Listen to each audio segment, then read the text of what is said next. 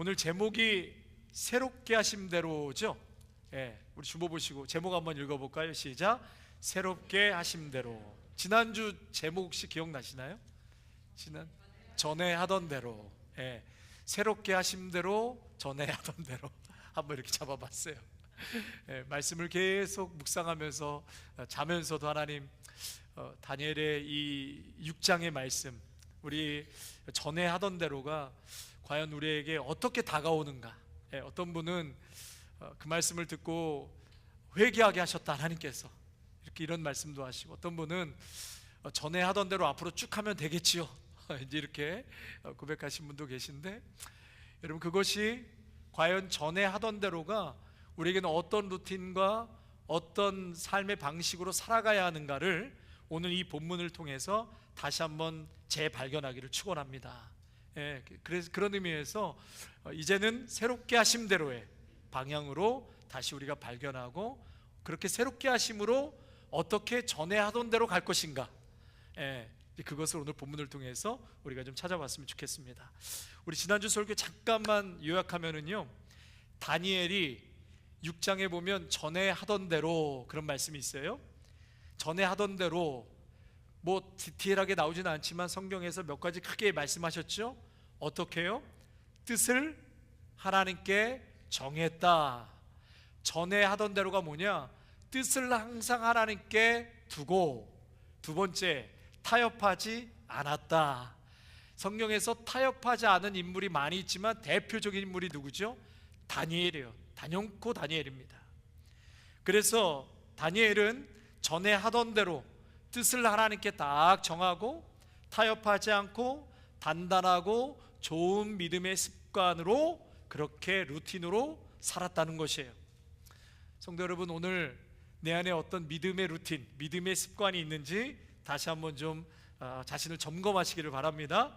성령 안에서 정말 말씀과 기도와 감사의 습관을 다시 한번 정돈하셨으면 좋겠습니다. 또 사람의 관계 속에서, 여러분, 하나님의 관계만이 아니라 사람과의 관계 속에서도 우리 스키마라는 거 지난주 잠깐 말씀 나눴는데, 과거의 아픈 스키마, 역기능적인 스키마, 이것이 또다시 우리의 삶에 반복적으로 문제를 또 과거처럼 해석하거나 과거처럼 문제를 어렵게 풀어가는 것이 아니라, 이제는 복음적인 해석, 그리고 용서, 그러한 자연스러운 삶이 우리의 루틴이 되어서 이제는 과거에 묶여 있지 않고 새로운 방법으로 하나님이 원하시는 그러한 새 사람의 삶을 살아가기를 간절히 소망합니다. 오늘은 새롭게 하심대로라는 제목으로 말씀을 나눌 텐데요, 다니엘이 뜨거운 풀무불 속에서 또 사자굴 속에서도 그는 승리했습니다. 여러분, 어떻게 승리했죠? 결국은 하나님 안에서 새 사람이 되었기 때문에, 하나님의 사람이었기 때문에, 하나님 안에서 거듭난 사람이었기 때문에 그 사람은, 다니엘은 승리할 수 있었던 것이에요. 그래서 그러면 하나님 안에서의 새 사람은 어떤 의미를 갖고 있는가? 새 사람이라는 것은 무엇인가? 그리고 새 사람의 삶은 과연 어떤 삶인가? 그래서 새롭게 하심에 대하여서 오늘 말씀을 나누도록 하겠습니다. 다니엘이 전에 하던 대로 그렇게 승리할 수 있었던 비결, 그것은 뭐 두말할 나위 없이 구원받은 하나님의 자녀였기 때문에 승리할 수 있었던 것이죠. 여러분, 동의하십니까? 구원받은 하나님의 자녀였기 때문에 그는 승리할 수 있었던 것이에요. 그래서 구원받은 사람의 분명한 의식이 다니엘에게 있었습니다. 그러니까 적어도 구원받은 하나님의 자녀, 적어도 나는 예수님의 보혈로 새 사람이 되었고 하나님의 자녀다, 구원의 확신이 딱 있는 사람은 적어도 나는 죄 짓는 것은 싫어합니다. 죄 짓지 않겠습니다. 하나님의 사랑, 또 이웃에 대한 사랑, 온전하지는 못할지라도 그래도 구원받은 자들에게 하나님께서 심어 놓으신 것이 있는데, 그것이 바로 하나님을 경외하는 마음, 또 하나님을 간절히 찾고 예배하는 마음, 또 순종하는 것, 이러한 것들이 구원받은 자, 거듭난 자에게는 기본적으로 어느 정도 장착되어 있다는 것이에요. 성경은 인류를 두 부류로 나누지요. 성경에서는 인류를 두 부류로 나누는데, 그런데 인종은 하나예요. 인종은 하나입니다. 색깔의 차이가 있지요. 그리고 문화적인 차이, 민족적인 차이가 있지만 결국은 인종은 하나예요. 그렇죠? 하나입니다. 그런데 영적으로는 성경에서는 이 인류를 둘로 딱 나눠요. 셋이나 넷이나 열로 나누는 것이 아니라 딱 두 가지로 성경에서는 나눠요. 뭐로요? 하나님의 자녀인가, 마귀의 자녀인가. 중간 지대는 없습니다. 다시요, 두 가지 인류로 나누는데 하나님의 자녀냐 아니면 마귀의 자녀냐. 모든 역사는 그곳으로 나눠져 있어요. 노아의 홍수도 다 심판하지만 하나님의 사람들 8명을 구원하시고요, 또 모든 하나님의 심판과 구원의 역사가 이 성경에서는 계속해서 대비되면서 흘러내려오고 있는 것이죠. 그래서 하나님의 역사를 통해서 인류는 의인이냐 혹은 악인이냐, 하나님을 섬기는 자냐 하나님을 섬기지 않는 자냐로 명확하게 구분되어 있습니다. 그래서 하나님께서는 인류의 역사 전체를 가르는 그 경계선을 분명하게 말씀해 주셨는데, 우리 말라기 3장 17절에서 18절 제가 읽어드리겠습니다. 말라기 3장 17절 18절에서 하나님께서 어떻게 경계선을 나누는가 제가 읽어드릴게요. 만군의 여호와가 이르노라, 나는 내가 정한 날에 그들을 나의 특별한 소유로 삼을 것이요, 또 사람이 자기를 섬기는 아들을 아낌같이 내가 그들을 아끼리니, 그때에 너희가 돌아와서 의인과 악인을 분별하고 하나님을 섬기는 자와 섬기지 않는 자를 분별하리라. 이렇게 말라기서 3장 17, 18절에서 말씀하고 있어요. 그러니까 역사는 언제나 뭐라고요? 의인과 악인, 또 하나님을 섬기는 자와 섬기지 않는 자, 그리고 구원받은 자와 구원받지 못한 자, 심판받는 자, 이렇게 나뉘어 왔습니다. 결국은 인류의 역사는 이렇게 요약할 수 있는 것이죠. 요한일서 3장 9절에서 10절에 이렇게 말씀하고 있어요. 요한일서 3장 9절에서 10절, 하나님께로부터 난 자마다 죄를 짓지 아니하나니, 다시요, 하나님께로부터 난 자마다 죄를 짓지 아니하니 이는 하나님의 씨가 그의 속에 거함이요 그도 범죄하지 못하는 것은 하나님께로부터 났습니다. 이러므로 하나님의 자녀들과 마귀의 자녀들이 드러나나니, 무릇 의를 행하지 아니하는 자나 또는 그 형제를 사랑하지 아니하는 자는 하나님께 속하지 아니하니라. 여기서도 두 개로 나눠지죠. 하나님의 자녀에게는 뚜렷한 지표가 두 가지가 있다고 분명히 말씀했어요. 좀 전에 읽어드린 것 두 가지가 뭐죠? 하나님의 자녀에게 나타나는 뚜렷한 지표, 의를 추구하는 것이고 의로움과 그리고 사랑이라 그랬어요. 마귀는 의를 행하지 아니하는 자, 그 형제를 사랑하지 아니하는 자는 하나님께 속하지 않았다, 하나님의 속한 자가 아니다. 그러면 하나님의 속한 자는 뭐라고요? 의로움과 사랑하는 것. 이 두 가지가 하나님의 자녀와 마귀의 자녀를 구분하는 지표라고 요한일서 3장에서는 말씀하고 있습니다. 자, 오늘 본문에서 마찬가지로요, 옛사람과 새사람의 차이가 명확하게 구분돼서 나오죠. 구원받은 사람, 여러분 구원 받으셨나요? 구원 받으셨나요? 아멘입니다. 구원받은 사람은 구원의 변화가 강력하기 때문에 그 구원의 변화의 능력이 임할 수밖에 없어요. 한마디로 구원받은 사람은 더 이상 옛사람으로 살 수 있다 없다? 없다. 성경에서는 명확하게 말씀하고 있어요. 구원받은 사람은 더 이상 옛사람으로 살 수 없다. 이제는 그렇게 살 수 없다는 거예요. 복음으로 변화된 사람은 이전처럼 살 수 없다. 왜 그러냐면 그 마음에 하나님께서 심어놓은 게 있어요. 이제는 구원받은 사람은 하나님을 향한 그 사랑, 하나님을 사랑하지 않으면 안 되는 그러한 갈망함이 예수 믿는 사람에게는, 정말 거듭난 믿음의 성도에게는 하나님께서 그것을 다 심어 놓으셨어요. 그래서 하나님을 갈망하고 하나님을 사랑하게끔 하게 해놓으셨고, 그분을 예배하고자 하는 갈망이 구원받은 자에게는 있다는 거예요. 또 하나님께서 사랑하시는 사람들을, 하나님이 사랑하는 사람들을 사랑하게끔 마음에 힘을 주시고 기쁨과 즐거움으로 하나님의 말씀에 순종하게끔 그렇게 우리를 거듭나게 그렇게 구원받은 자로 만드셨다. 그래서 오늘 말씀에 보시면은요, 중요한 단어, 우리 22절 말씀 같이 한번 읽어볼까요? 22절입니다. 시작. 너희는 유혹의 욕심을 따라 썩어져가는 구습을 따르는 옛사람을 벗어. 여기 동그라미 치세요. 벗어야 돼요. 벗어버리고, 그리고 오직 너희의 심령이 새롭게 되어 여기 동그라미 치시고, 24절 하나님을 따라 의의 진리의 거룩함으로 지으심을 받은 새 사람을 입으라. 여기 동그라미 치셔야 돼요. 세 가지 중요한 단어가 뭐죠? 벗고, 새롭게 되고, 입으라. 이게 중요한 거예요. 벗고, 새롭게 되고, 입으라. 그러니까 구원받은 사람은 이전에 죄된 삶의 방식을 더 이상 추구하지 않아요. 세상의 기준에 맞추려는 태도를 이제는 내려놓으라는 거예요. 이미 하나님의 자녀고 구원받은 사람은. 그래서 새 옷을 입어야 되는데, 새 옷을 입기 전에 먼저 뭐부터 해야 될까요? 먼저 어떻게 되죠? 벗어야 돼요. 여러분, 새 옷을 입기 전에 더러운 옷, 세상적인 옷, 찌든 옷, 이러한 것을 먼저 벗어버리고 그 다음에 새 옷을 입으라고 말씀하고 있는 것입니다. 제가 일주일에 우리 전 집사님 한 4-5번씩 막 뛰신다고 하는데 저의 롤 모델이세요. 저도 막 열심히 뛰고 싶은데 이제 그렇게 뛰지를 못해요. 하지만 일주일에 한두 번은 꼭 뛰려고 애를 씁니다. 그래서 숨이 턱까지 차도록 달리기 운동을 합니다.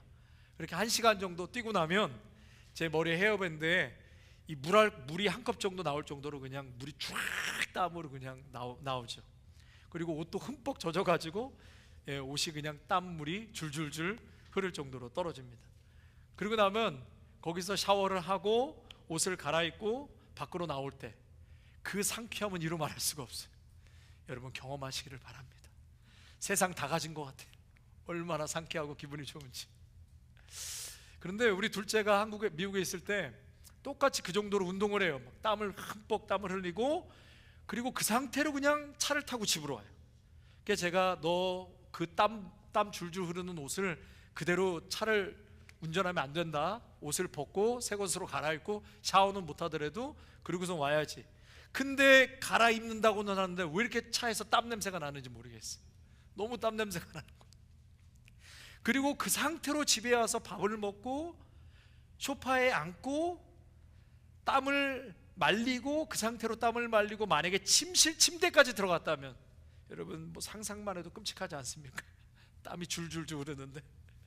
여러분, 땀에 젖은 옷은 벗어야 돼요. 그리고 깨끗한 옷으로 갈아입어야 하는 것입니다. 여러분, 벗고 씻어야 하는 거예요. 오늘 그것을 바울이 비유로 말하고 있는 것이에요. 먼저는 옛사람을 새 옷을 입기 전에 어떻게 하라고요? 벗어버려라. 입기 전에 먼저 벗으라는 거예요. 겉으로는 멀쩡해 보이고 깨끗하게 보여도 가까이 가면 냄새나고 더러운 것이에요. 그래서 사도 바울은 먼저 벗고 새 옷을 입으라고 말씀하고 있는 것입니다. 그러면 여러분, 벗어야 될 그 냄새나고 더럽고 찌든 그 옛 옷은 그러면 어떤 모습인가? 17절에서 19절에 사도 바울은 옛사람의 특징을 4가지로 요점에서 딱 말하고 있습니다. 뭐라고 얘기하는가? 이기적인 것, 찌들고 버려야 될 옛사람의 옷은 17절에서 19절에 이기적인 것, 셀피시한 것, 그 다음에 무감각, senseless라고 하죠. 무감각한 것, 또 부끄러움을 모르는 거예요. 지금 부끄러워야 하는데 부끄러움을 모르는 것, shameless, 또 방탕한 것, 쾌락적인 것, 더바치드라고 하죠. 이 4단어, 이기적인 것, 무감각한 것, 부끄러운데 부끄러움을 모르는 것, 쾌락적인 것, 이 4단어가 인간의 타락한 본성을 정확하게 요약해 주고 있습니다. 이것을 잠시 후에 우리가 살펴보겠는데 그 전에 17절과 18절에 옛사람은 근데 생각과 마음으로부터 문제가 생긴다는 거예요. 먼저는 마음의 병이 들고 마음의 문제가 있다는데 17절 18절 같이 한번 읽어볼까요? 17절 18절 시작. 그러므로 내가 이것을 말하며 주 안에서 증언하노니 이제부터 너희는 이방인이 그 마음에 허망한 것으로 행함과 같이 행하지 말라. 그들의 총명이 어두워지고 그들 가운데 있는 무지함과 그들의 마음이 굳어짐으로 말미암아 하나님의 생명에서 떠나. 여러분, 이방인이라고 그랬어요. 예수 믿지 않는 사람들, 우리는 하나님의 백성이냐 마귀의 자녀냐 두 가지로 나눈다고 성경에서 말씀했는데, 이방인은 하나님의 자녀가 아니죠. 심판에 속한 자들이죠. 그런데 이방인이 그 마음에 허망한 것, 너희들이 이방인이 갖고 있는 믿지 않는 그 허망한 것들을 마음에 두고 행한다는 거예요. 우리는 허망한 것을 마음에 두며 믿지 않는 자들과 같은 마음을 품어서는 안 되는데, 예수 믿는 사람이 그러한 마음을 품고 살아가고 행한다면 거듭나지 않은 것이에요. 아직 제대로 예수 믿는 것이 아닙니다. 그래서 사도 바울은 오늘 너의 옛사람은 생각과 마음에 지금 문제가 있는데, 그 문제가 뭐냐? 마음에 허망한 것을 품고 믿지 않는 자들의 그 똑같은 마음, 허망한 마음을 갖고 행한다의 데일리 컨택트, 매일매일 생활 방식을 갖고 산다는 거예요. 그 마음을 품고 데일리 컨택트, 매일 그러한 삶으로 생활 방식으로 살아간다. 그게 지금 문제라는 거죠. 일상적인 삶의 방식은 그 마음으로부터 문제가 있기 때문에 그러한 허망한 삶을 살아간다는 것이죠. 그게 뭐냐? 마음의 진리를 거부한다는 것. 첫째는 세상에 믿지 않는 사람들은 하나님의 진리의 말씀을 거부해요. 여러분, 오늘 믿음에 우리 여기 계신 분들은 다 아멘하고 오셨지만, 이 믿음도 사도 바울의 말씀에 의하면 하나님이 주신 선물이라고 그랬어요. 로마서에 보면 믿음도 하나님이 주신 선물이에요. 여러분이 믿는다고 믿은 거지만 그 모든 것은 하나님의 큰 섭리의 역사 속에서 이미 태중에서부터, 여러분들이 이 땅에 태어나기 전부터 하나님의 섭리와 역사 속에 주님을 만나게 되었고 이 자리까지 오게 된 줄로 믿습니다. 그것을 일방적인 하나님의 은혜, 신묘막치 가신 불광력적인 은혜, 뭐 이렇게 표현을 하죠. 그러한 은혜가 여러분들에게 있기 때문에 이 자리에 오셔서 이 얘기가 지금 들리는 거예요. 그리고 거부감 없이 받아들이시는 거예요. 그러나 여러분, 믿지 않는 자들은 이런 얘기를 하면 속으로 저 미친놈 무슨 얘기하는 거야 이렇게 반응하죠. 도대체 무슨 얘기하는 거야? 보기는 안 그렇게 보이는데 정말 말도 안 되는 얘기를 하는구나. 예전에 조용기 목사님이 설교하시는데, 똑똑한 물리학자가 1년을 그 예배당에 서서 생긴 거는 똑똑한 것 같이 생긴데 너무 멍청하고 바보 같은 얘기만 한다고 예배 끝나면 목양실에 와서 그렇게 조 목사님을 괴롭히더래요. 근데 어느 날 크리스마스 날 말씀을 듣는데 이분이 막 우시더래요. 물리학자, 이 학자분이 막 우시더래요. 그리고서 오셔서 당신이 얘기하는 게 머릿속으로는 하나 이해가 납득도 안 가는데 왜 마음이 뜨거워져서 내가 지금 울고 있는지 모르겠다고 그런 간증을 하시더래요. 걔 나중에는 여의도 순복음교회 장로님이 되셨대요. 여러분, 그러니까 믿지 않는 사람들, 이방인들은 하나님의 진리의 말씀을 거부하고 그 마음 속에 뭐를 갖고 있어요? 자신들의 철학, 자신들의 종교, 신념으로 가득 꽉 들어차 있는 공장이 되어버렸어요. 그 마음의 상태가. 그래서 자신의 생각, 자신의 삶이 기준이 되어서 옳고 그름의 판단이 자신에게 달려있는 거죠. 바울은 그것을 헛된 삶이라고 지금 말하고 있는 것입니다. 내 방식대로 살겠다, 내 방식대로 살겠다. 이것이 어리석은 것인데도 불구하고 스스로 지혜롭다고 믿는 거예요. 굉장히 어리석게 살아가는데 스스로는 지혜 있다라고 말하는 것이죠. 여러분, 아이러니하게도요, 최고의 지성인들이 샤머니즘, 무속신앙에 심취해 있는 것을 우리가 요즘에 쉽게 보게 돼요. 그리고 성경에서 반하는 그러한 정책들을 쏟아놓고 있어요. 최고의 지성인들이라는 사람들이요, 크리스찬들이 반대하는 법안들이 쏟아져 나오고 있지 않습니까? 그들의 마음이 헛된 곳에 있고 그들의 생각이 어두워져 있기 때문에 어리석은데도 불구하고 스스로 지혜롭다고 생각해서 그러한 일들을 부끄러움 없이 행한다. 그것을 17절에서 18절에 말씀하고 있어요. 자, 그러면 이러한 옛사람, 우리가 버려야 될 것, 이기적인 것, 첫째가 뭐라고 그랬죠? 셀피시한 것, 이기적인 것. 그건 뭐냐? 자신의 안위만을 생각한다는 것이죠. 하나님을 모르고 예수님을 만나지 못한 사람은 자신의 안위와 자신의 삶만을 생각한다. 인생 중심에는 예수님도 없고 예수님의 말씀도 없고 이타적인 생각이 전혀 없는 거죠. 자기 자신만, 오직 자기 자신만, 하나님이 기준이 아니라 자기 기준을 따르는 것. 그래서 거기서 스스로 옳고 그름을 정한다. 자신의 안위만을 생각하는 것, 이것이 첫 번째 옛사람 구습을 벗어 던져야 될 것이고, 두 번째로 무감각한 거라고 그랬죠. 18절에 우리 한번 18절 읽겠습니다. 시작. 그들의 총명이 어두워지고 그들 가운데 있는 무지함과 그들의 마음이 굳어짐으로 말미암아 하나님의 생명에서 떠나 있도다. 하나님의 생명에서 떠나 있다. 마음이 굳어졌다는 거예요. 하나님과 단절되어서 어두워지고 굳은 마음이 됐다. 하나님의 말씀마저도 외면해 버려요. 그러니까 냉정하고 차갑게 돼요. 마음이 벽돌처럼 마음이 단단해져서 영적인 감각을 잃어버린 상태. 그러한 마음은요, 바늘구멍 하나 들어갈 수 없을 정도로 굉장히 차갑고 냉정하죠. 그래서 총명이 어두워졌다, 영적으로 눈을 멀게 하다, 영적으로 눈이 먼 상태, 그걸 말하는 것입니다. 여러분, 그래서 마음이 굳어지면 이렇게 감각이 완전히 마비된 영혼이 된다는 것입니다. 미국 속담에 이런 말이 있어요. 같은 태양인데 같은 태양이 버터는 녹이지만 진흙은 굳게 만든다. 버터는 녹이지만 진흙은 굳게 만든다.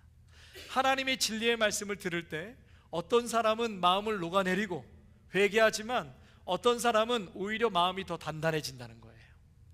진리를 들었음에도 불구하고 회개하지 않고 저항하는 거지요. 진리가 오히려 그 마음을 굳어버리게 만드는 역설적인 얘기를 하고 있는 것입니다. 세 번째로 부끄러움을 모른다고 그랬어요. 부끄러움을 모른다. 19절 20절에 더러운 욕심을 행하면서도 자신이 방탕함에 방임하여, 부끄러움을 모르니까 방임한다는 것이죠. 방탕의 밤. 부끄러워야 할 행동이 있는데 부끄러워하지 않아요. 오히려 그 부끄러움을 자랑하고 있어요.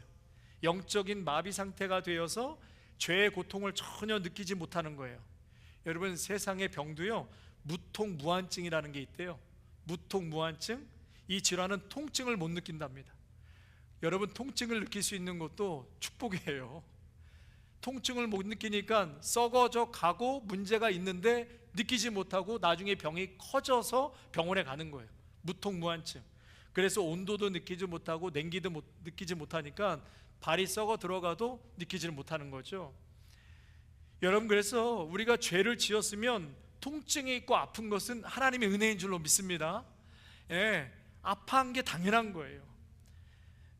그것이 은혜고 축복인데, 영적인 무통무환증이 통증을 전혀 느끼지 못해요. 죄를 짓고 하나님의 말씀에 반하는 삶을 살고 그러한 마음을 품지 말아야 됨에도 불구하고 전혀 부끄럽게 생각하거나 그거에 대한 아픔이나 통증이 없는 것이지요. 오히려 부끄러워야 될 일을 자랑한다. 그래서 이기심이 결국은 어떻게 되는 거죠? 무감각으로 가고, 이 무감각은 부끄러움을 모르는 자로 발전하게 되는 것입니다. 우리 언젠가 말씀드렸죠? 죄가 이렇게 자꾸 발전하는 거. 자, 네 번째로 쾌락적인 거, 방탕이라고 얘기했는데 절제하지 못하고 쾌락에 몰두한다는 것이죠. 나중에는 죄를 지어도 이게 죄라는 것을 못 느끼는 거. 그래서 적극적으로 죄를 즐기고 드러내는 상태, 그것을 쾌락적인 거, 더바치드라고 말하고 있습니다. 그래서 짧게 말씀드렸지만 이기심이 무감각으로 발전되고, 이 영적인 무감각이 부끄러움을 모르는 자로 발전하게 되고 결국은 죄의 삶으로 이어지게 된다, 이것을 말하는 것입니다. 로마서 1장 21절에서 그러한 부끄러운 정욕과 동성애, 그리고 음행, 그리고 상실한 마음, 그 마음을 하나님께서는 내버려 두셨다라고 말씀하세요. 여러분, 근데 이러한 어둠의 곳에, 이러한 악이 만연한 이 땅, 그 10년 가운데 뭐가 들어왔어요? 복음이 어둠을 뚫고 들어와서 이렇게 선포하는 거예요. 에베소서 5장 8절 말씀 한번 찾아서 읽어볼까요? 5장 8절입니다. 자, 8절 말씀, 5장 8절 같이 한번 읽겠습니다. 시작. 너희가 전에는 어둠이었더니 이제는 주 안에서 빛이라, 빛의 자녀들처럼 행하라. 아멘. 어둠을 뚫고 빛으로 임하신 우리 주님, 너희는 이제 빛의 자녀다, 빛의 자녀로 행하라고 말씀하고 있어요. 그러면서 4장 20절과 21절 우리 또 한번 읽겠습니다. 4장 20절에서 21절 시작. 오직 너희는 그리스도를 그같이 배우지 아니하였느니라. 진리가 예수 안에 있는 것 같이 너희가 참으로 그에게서 듣고 또한 그 안에서 가르침을 받았을 진대. 뭐지요? 너희는 그렇게 배우지 않았다는 거예요.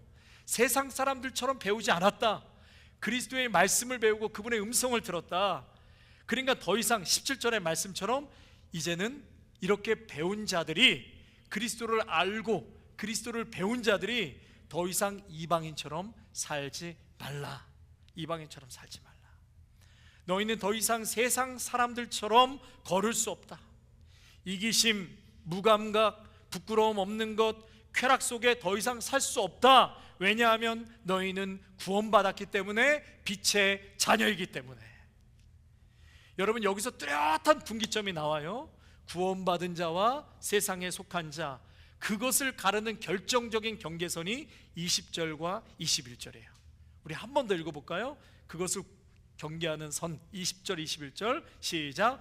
오직 너희는 그리스도를 그같이 배우지 아니하였느니라.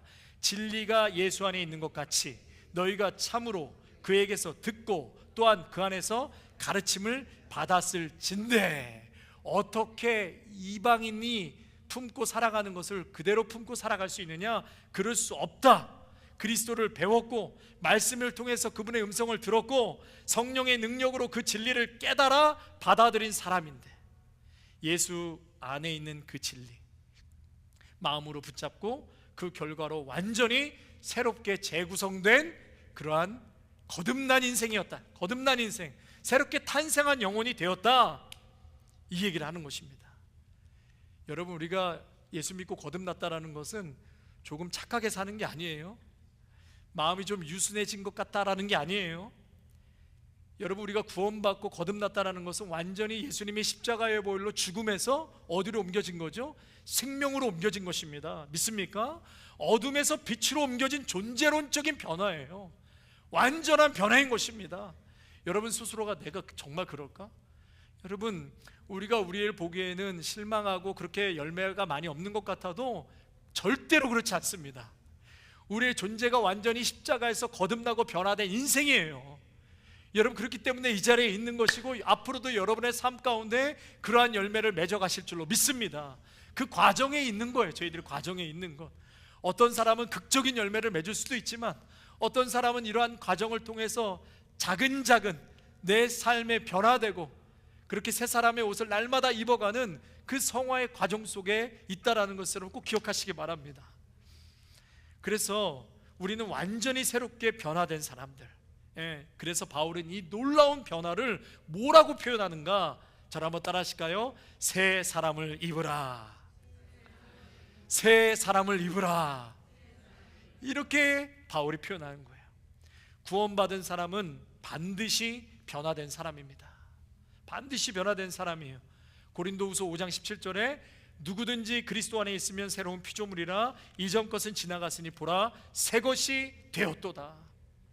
구원받은 자, 예수님을 만난 자는 반드시 이 변화, 트랜스포메이션, 변화가 있습니다. 변화가 있습니다. 변화되지 않았다면 그 사람은 참된 의미에서 그리스도인이라고 할 수 없는 거예요. 우리는 하나님께서 우리를 구원하실 때 단지 죄의 용서만 해주는 데서 그치지 않습니다. 여러분을 재창조하셔서 사랑할 수 있는 자로 만들어 주셨습니다. 하나님을 경외하는 것조차 우리 인간의 의지로 할 수 없어요. 하나님께서 우리를 구원하시면서 직접 그 능력, 하나님을 경외할 수 있고 하나님을 예배할 수 있도록 우리의 심령 가운데 심어주신 것입니다. 그래서 여러분, 실제로요, 우리도 그런 경험이 있고 우리 주위의 사람들 얼마나 그런 경험 많아요. 지독한 만큼 미움과 증오에 불탔던 사람들이 예수님을 만나고 구원을 경험하고 이후에 어떻게 변화돼요? 내 안에 없는 하나님의 위대한 사랑을 발견하잖아요. 용서할 수 없는 자들을 용서하잖아요. 변화되기 시작하잖아요. 모든 더러운 것을 끊어낼 수 있는 능력, 전에는 그 지배 아래 영향력 아래 도저히 끊어낼 수 없는데 예수님을 만나고 거듭났더니 그것을 끊어내잖아요. 그 능력이 생기잖아요. 그것을 우리도 경험했고, 나도 경험했고, 여러분도 경험했고, 앞으로도 경험하게 될 줄로 믿습니다. 신앙생활은 지금도 중요하지만 앞으로의 미래 속에서 하나님이 임재하셔서 역사하실 것을 소망 중에 바라보는 것, 그것이 바로 믿음인 줄로 믿습니다. 여러분, 그래서 우리는 이러한 은혜를, 변화를 지금도 경험하고 있는 것이에요. 비록 하나님을 향한 사랑, 이웃을 향한 사랑, 이것이 불완전해요. 불완전함에도 불구하고 우리 마음속에는 분명한 확신이 있습니다. 나는 하나님 한 분만을 사랑할 것입니다. 또 그 사랑에는 결코 다른 것이 끼어들 수 없습니다. 그 확신이 우리 가운데 있습니다. 그래서 구원받은 사람은 그 삶이 온 힘을 다해 하나님을 사랑하는 것으로 나타납니다. 구원받은 사람은 하나님을 사랑할 때 그것이 바로 신앙의 확신이며 변화의 증거가 되는 것입니다. 그리고 이 사람은 반드시 순종으로 이어지게 되어 있습니다. 그래서 하나님을 사랑하는 사람은 하나님의 말씀에 기쁨으로 순종합니다. 그렇기 때문에 구원받은 사람은 죄 가운데 살아가는 삶을 결코 지속하지 않습니다. 구원이라는 것은 마음의 변화, 사랑의 회복, 그리고 열매인 순종으로 나타나기 때문에 그렇습니다. 그래서 여러분, 구원받은 사람의 가장 큰 특징은 그 사람의 마음과 생각이 변화되어서, 로마서 12장에 이 세대를 본받지 말고 오직 마음을 새롭게 함으로 변화를 받아, 그런 말씀 있잖아요. 구원받은 사람은 마음과 생각이 변화되어서 이제는 그 마음이, 내면이 하나님의 법으로 새겨지고, 그리고 그 영혼이 하나님을 전심으로 사랑하게 되는 것, 그것이 바로 구원받은 자의 증거인 것입니다. 그래서 에스겔 36장 25절과 27절에 하나님의 구원을 이렇게 묘사하고 있습니다. 에스겔 36장 25절 27절 제가 읽어드릴게요. 맑은 물을 너에게 뿌려서 너희로 정결하게 하되 곧 너희 모든 더러운 것에서와 모든 우상 숭배에서 너희를 정결하게 할 것이며 또 새 영을 너희 속에 두고 새 마음을 너에게 주되 너희 육신에서 굳은 마음을 제거하고 부드러운 마음을 줄 것이며 또 내 영을 너희 속에 두어 너희로 내 율례를 행하게 하리니 너희가 내 규례를 지켜 행할지라. 아멘. 그래서 구원받은 사람은 뭐라고요? 맑은 물로 너희를 뿌려서 정결하게 한다. 깨끗함을 입은 사람들입니다. 십자가의 보혈로 깨끗함을 입은 사람들이에요. 하나님께서 정결한 물로 우리를 씻어주시고 모든 죄와 우상 숭배에서 해방시킨 사람들. 그래서 우리 믿음의 성도는 더 이상 우상 숭배하지 않습니다. 여러분, 우상 숭배하지 않으시지요? 않으시지요? 제가 부교육자 시절에 신방을 갔는데 어떤 젊은 집사님 신방을 끝날 때쯤, 목사님, 사실은 한국에서 어머니가 부적을, 비싼 부적을 사서 벽에다 넣고 이불에다 넣으라고 해서 부적이 몇 개가 있어요. 저한테 고백하시는 거. 어떻게 하면 좋겠습니까? 무서워요. 목사님 해주세요. 목사님 센 분이시잖아요. 갑시다. 그래서 이불 사이에 쌓여있는 부적들, 벽에 있는 부적들 한 5개 정도 해가지고 싱크대 가서 다 찢어버리고 거기서 불로 다 싱크대 태워버렸어요. 그렇게 기도했어요. 기도하는데 이 젊은 자매가 막 우는 거예요. 그동안에 예수 믿고 예배드리는데 그게 너무나 마음이 부담이 됐던 거예요. 너무 무서웠던 거예요. 하나님을 사랑한다고 하는데 이 어머니가 이거 비싼 거니까 해놔라 버리지도 못하고 어떻게 할지를 모르는데 그 기도하면서 왜 우셨습니까? 그랬더니 마음에 너무나 기뻤다는 거예요. 그동안에 이것이 자기를 얼마나 억누르고 있었는지 이루 말할 수가 없었던 것이죠. 여러분, 예수 믿는 성도는 이제는 더 이상 우상을 섬기지 않습니다. 버려야 돼요. 양다리 걸치는 신앙은 더 이상 하나님 앞에 통하지 않습니다. 세상의 더러움과 죄의 흔적 더는 가슴에 품고 있지 않습니다. 구원받은 사람은 도박에서 벗어나는 힘이 있습니다. 알코올 중독에서 벗어나는 힘이 있습니다. 구원받은 사람은 거짓말하고 사기치는 것에서 벗어나는 힘이 우리에게는 있습니다.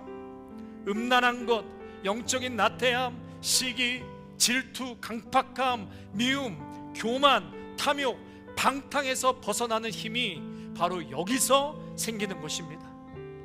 구원받은 사람은 우울도, 낙심도, 불안도, 두려움에서 벗어날 수 있는 힘, 구원받은 자에게 그 힘은 있습니다. 반드시 있습니다. 누가 참된 신자입니까? 누가 참된 성도입니까? 답은 명확합니다. 그 사람은 마음과 뜻과 힘과 정성을 다해서 하나님을 사랑하는 사람입니다. 그 사랑은 억지로 강요해서가 아니라 정말 기쁨과 자발적으로 순종하는 것이에요. 그리고 예배의 태도에서도 하나님을 높이고 존귀하게 여기는 마음으로 나타납니다. 두 번째로요, 누가 참 신자인가? 성경에서는 크게 두 가지로 말하고 있지요. 하나님을 사랑하고 이웃을 사랑하는 것. 이웃을 사랑합니다. 과거에 상처받은 패턴에 얽매여서 우리가 관계가 반복적으로 망가지고 있다면 이제는 말씀 안에서 완전히 새 옷으로 갈아입으셔야 합니다. 갈아입으시기를 축복합니다. 성령에 충만케 하사 이제는 더 이상 까칠한 자가 아니라 넉넉히 사랑하고 좀 품을 수 있는 사람, 그리고 내가 기꺼이 주를 위해 헌신할 줄 아는 사람, 그리고 내가 용서하고 인내하고 우리 주의 낙심된 자를 돌아보고 일으킬 수 있는 사람, 나만 보고 나만 생각하며 내 삶만을 중심으로 살아가는 자가 아니라 이제는 눈을 크게 떠서 우리 교회 안에서 어려운 자들, 낙심된 자들, 슬픈 자들 그러한 마음으로 다가서서 일으키시고, 그러한 좀 영적인 여유가 있으시고 품격 있는 관계로 빌드업돼 나가시기를 주님의 이름으로 축원합니다. 그래서 바울이 이렇게 말하고 있어요. 너희가 그리스도를 그렇게 배운 것이라면 이전처럼 살 수 없다는 거예요. 더 이상 이전처럼 살 수 없다. 4장 17절 한 번만 더 읽겠습니다. 시작. 그러므로 내가 이것을 말하며 주 안에서 증언하노니 이제부터 너희는 이방인이 그 마음에 허망한 것으로 행함같이 행하지 말라. 이제는 이전처럼 살 수 없다. 결론 맺겠습니다. 전에 하던 대로 해서 새롭게 하심대로 살아가시기를 축원합니다. 새 옷을 입을 때 비로소 다니엘과 같이 건강한 신앙적 루틴이 생기는 것입니다. 여러분, 새 사람 새 옷을 입고 다니엘과 같은 그러한 신앙적인 루틴으로 사자굴과 풀무불 앞에서도 승리하고 하나님 부르심 앞에 사명을 이루어가시는 여러분 되시기를 주님의 이름으로 축원합니다. 거룩한 삶을 살아가시기를 주님의 이름으로 축복합니다. 기도하겠습니다. 하나님, 오늘 우리는 새 사람입니다. 더 이상 과거 이방인들의 삶을 대습하며 또 그 마음을 절대로 품거나 살아갈 수 없습니다. 하나님, 구원받은 자, 새 옷을 입은 자로서 오늘도 다니엘과 같은 이러한 건강한 신앙의 루틴으로 오늘도 삶을 살아갈 때 하나님께서 역사하시고 큰 은혜를 베풀어 주실 줄로 믿습니다. 이 말씀 붙들고 새롭게 하심대로 살아가게 하여 주시옵소서. 예수님의 이름으로 기도하옵나이다. 아멘.